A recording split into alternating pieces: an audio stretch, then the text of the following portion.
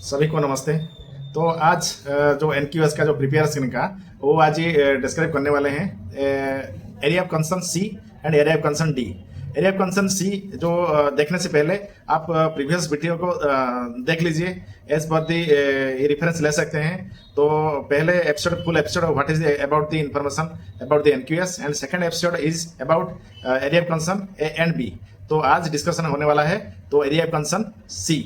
Area of concern C mostly ये inputs पर प्रभावित है। Inputs mean whatever the जरूरत क्या है हॉस्पिटल के लिए, infrastructure, man power, building and जो भी ड्रग्स जिसके लिए हॉस्पिटल चलने के लिए जरूरत है वही हॉस्पिटल इनपुट्स है।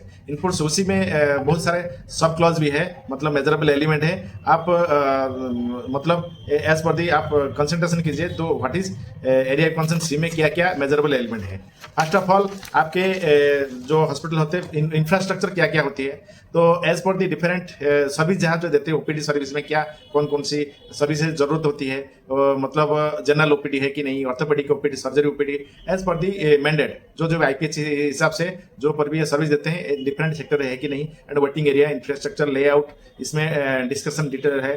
तो इसमें ये C1 है, इसमें इंफ्रास्ट्रक्चर मैंने बोल गया है। C2 इसमें फिजिकल सेफ्टी एंड इंफ्रास्ट्रक्चर, जो बिल्डिंग है प्रॉपरली सेफ्टी है कि नहीं, मतलब कोई जो बिल्डिंग है उस किसी को हानि पहुंचाता कि नहीं पहुंचाता, मतलब इसमें कोई प्रॉपरली सिस्मिक प्रूफ है कि नहीं, मतलब टाइम टू टाइम मेंटेनेंस होता है कि नहीं, ये इसमें ये सिस्मिक प्रूफ है कि नहीं, एंड लिफ्ट है कि नहीं, एंड फैसिलिटी इलेक्ट्रिकल इंस्टॉलेशन है कि नहीं, ये बिल्डिंग प्रोवाइड फिजिकल कंडीशन अच्छे तरह बिल्डिंग है कि नहीं, ये C2 में दिखाया गया है। And C2 physically has establish fire safety and disaster, ये जो बिल्डिंग बना है वो फायर एंड डिजास्टर रेजिलेंस है कि नहीं, तो सह सकती कि नहीं सह सकते, कोई डिजास्टर आया, फायर आया, कोई अर्थक्वेक आया, ये सेफ्टी है कि नहीं, प्रॉपरली फायर लगा उसके प्रिवेंटिव मेजर है कि नहीं, मतलब आपके कोई फाइटिंग इक्विपमेंट लगा है कि नहीं, एंड सिस्मिक प्रूफ मतलब प्रॉपरली अर्थक्वेक प्रूफ होना चाहिए, नीचे की पार्ट के प्रॉपरली जो प्लिंथ होती है ऐसी स्ट्रक्चर बनाना चाहिए जो है सेफ्टी है। Then C4 facility adequate infrastructure qualified train staff as per the assurance standard as per the load. तो जो भी हॉस्पिटल चलाने के लिए मैन पावर जरूरत है, डॉक्टर्स, नर्स एंड पैरामेडिक्स, जो भी है LT pharmacist and attendant, security guard, all the things is about that जो भी मैन पावर जो है इसमें दिखाया गया है, एडिक्वेट स्पेशलिस्ट डॉक्टर है कि नहीं, जनरल ड्यूटी है, नर्सिंग स्टाफ है, टेक्निकल पैरामेडिकल है कि नहीं, एंड जनरल ड्यूटी है डॉक्टर है कि नहीं, ऐसे ही जो भी जरूरत है उसमें है कि नहीं।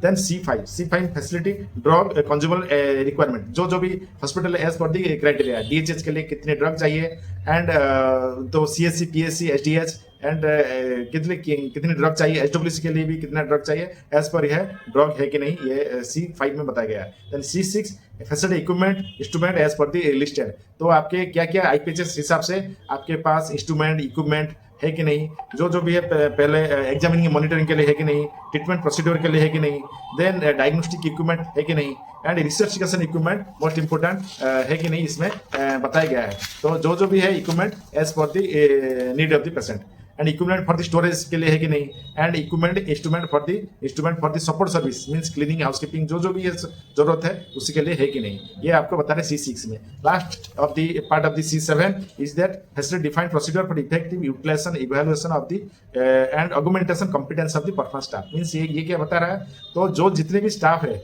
प्रॉपरली उनको कॉम्पिटेंसी, मतलब ये जो डॉक्टर है, नर्स है, पैरामेडिक्स है, जितनी भी है स्टाफ है, वो उसी तरह का जितनी जॉब चार्ट जैसे है, जॉब रेस्पॉन्सिव जैसे है, ऐसे काम कर पा रहे हैं कि नहीं कर पा रहे, उसका टेक्निकल नॉलेज है कि नहीं, ये क्योंकि ये up to date time to time उनको एग्जामिन कराना चाहिए।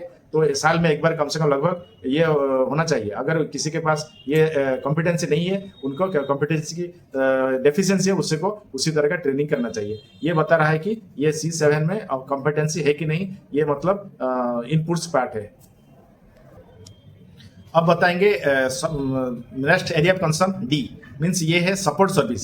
सपोर्ट सर्विस मतलब ये क्या होती है, जो हॉस्पिटल को चलाने की जो जरूरत होती है, मतलब जो इनपुट दे दिए उसी को मेंटेनेंस करने के लिए क्या क्या जरूरत है, ये सपोर्ट सर्विस में बताया गया है। सपोर्ट सर्विस से क्या क्या होती है, जो भी इंस्ट्रूमेंट इक्विपमेंट दिए गए हैं आपको प्रॉपरली मेंटेनेंस हो रहा है कि नहीं हो रहा है, प्रॉपरली कैलिब्रेशन हो रहा है कि हो रहा है, instruction testing and maintenance calibration, ये जो भी इक्विपमेंट इंस्ट्रूमेंट है प्रॉपर कैलिब्रेशन हो रहा है कि नहीं है, मतलब आग आपके पास कोई पैथोलॉजिकल इक्विपमेंट है, जो जितनी भी मेजरिंग इक्विपमेंट है वो आपको टाइम टू टाइम कैलिब्रेशन करना चाहिए। मतलब जितने भी टेस्ट दे रहा है, सही से टेस्ट दे रहा है कि नहीं दे रहा है, ये it should be verified by third party. और कोई इक्विपमेंट जो भी NABL की इक्विपमेंट होता है, जितने भी मेजरिंग इक्विपमेंट है उसी से आपको कैलिब्रेशन करना चाहिए। Next party facility defined storage and inventory and dispensing drug, ये बता रहा है कि D2 की पार्ट में प्रॉपर्ली जो मेडिसिन यहाँ आपको दिया गया है उससे टाइम टू टाइम रिप्लेस हो रहा है कि नहीं हो रहा है, तो टाइमली इंडेंट हो रहा है कि नहीं, कंजप्शन हो रहा है कि नहीं हो रहा है। It should be preventive that, तो no drug should be stock out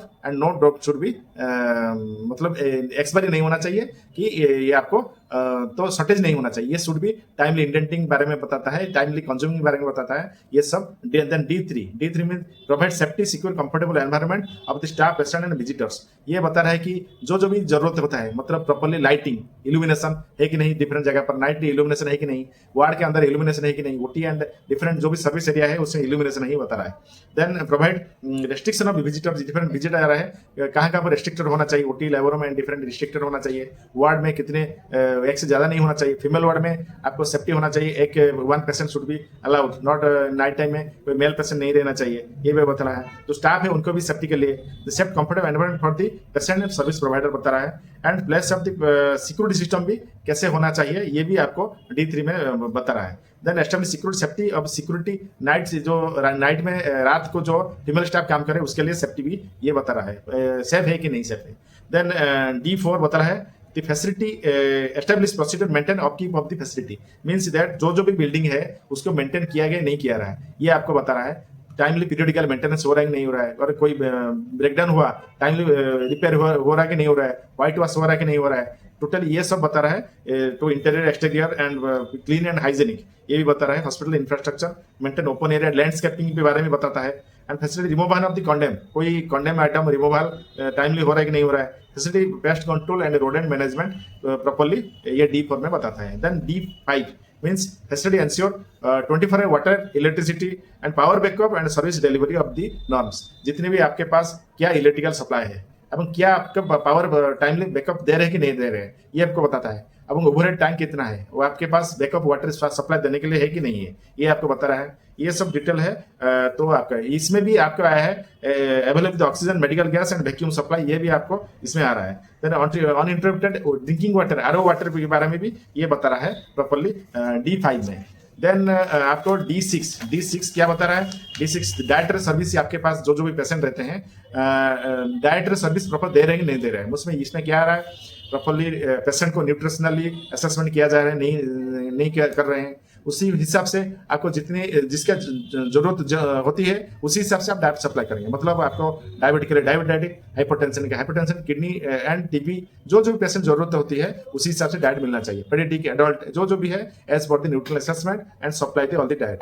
then D7 में क्या बता रहा है? The facility ensure clean linen, मतलब ऑफ द पेशेंट जितने भी आपको बेडशीट है उनको टाइमली मिलना चाहिए एवं टाइमली चेंज होना चाहिए। It should be adequate to supply properly, आपको लॉन्ड्री सिस्टम, ये सब कुछ बता रहा है D7 में, लिनन एंड लॉन्ड्री सिस्टम। इसके साथ भी ओटी में भी जो गाउन होती है, जो भी सप्लाई होती है वो टाइमली मेंटेनेंस हो रहा है कि नहीं हो रहा है। Then D8 means facility establish procedure promoting public participating hospital transparency and accountability. It's means that, तो आपके जो हॉस्पिटल है इसके अराउंड आपके कम्युनिटी लेवल पर हॉस्पिटल है, कम्युनिटी पार्टिसिपेशन है कि नहीं है, मतलब PRI members, MLA MP involve है कि नहीं है। इसमें आपको बता रहा है कि ट्रांसपेरेंट सिस्टम मींस कोई हॉस्पिटल मैनेजमेंट कमेटी है कि नहीं, जैसे रोगी कल्याण समिति, जन आरोग्य समिति, जीवनदीप समिति, डिफरेंट कमेटी है कि नहीं, उसी के टाइमली बैठ रहा है कि नहीं है, डिस्कशन कर रहे हैं कि नहीं कर रहा है, ये सब बता रहा है कैसे करना है। देन D8 में ये बता रहा है। D9 में हॉस्पिटल है defined external process financial management, जो भी आपके पास पैसा है वो कैसे मैनेज हो रहा है, मतलब टाइम बाउंड ऑडिट हो रहा है नहीं हो रहा है, जैसे डिफरेंट आपको एक्सपेंस कैसे कर रहे हैं, टेंडर प्रोसेस कर रहे हैं नहीं कर रहे हैं,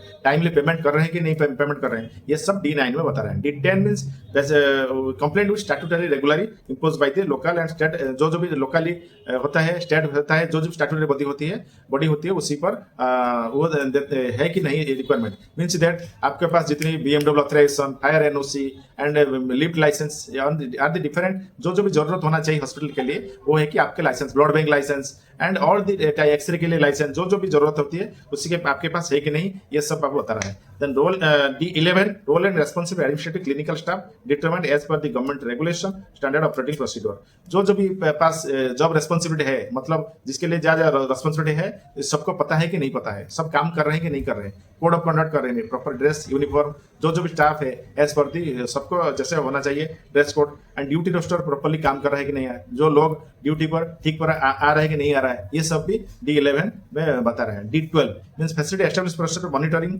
एंड क्वालिटी आउटसोर्सिंग। जो जो भी आपके पास आउटसोर्सिंग सर्विस है उसी पर वो काम कर रहा है कि नहीं काम कर रहा है, ये पर भी देखना चाहिए, क्योंकि एज पर TOR क्या है उसका क्या काम कर रहे हैं, वो टाइम टू टाइम मॉनिटरिंग हो रहा है कि नहीं हो रहा है, ये सब भी देखना चाहिए। ये इसमें D12 में बता रहा है। ये सब है आपको बताया area of concern C and area of concern B। जो जो भी आपके मन में डाउट है you can describe, you can comment में दे सकते हैं। और ये अगर अगले अगले वीडियो में आपके next of the area concern means EFGH आने वाला है, तो चैनल को फॉलो कीजिए एंड लाइक कीजिए, एंड जो जो भी जिसके पास इंफॉर्मेशन नहीं है ये सबको इंफॉर्मेशन शेयर कीजिए। धन्यवाद, नमस्ते।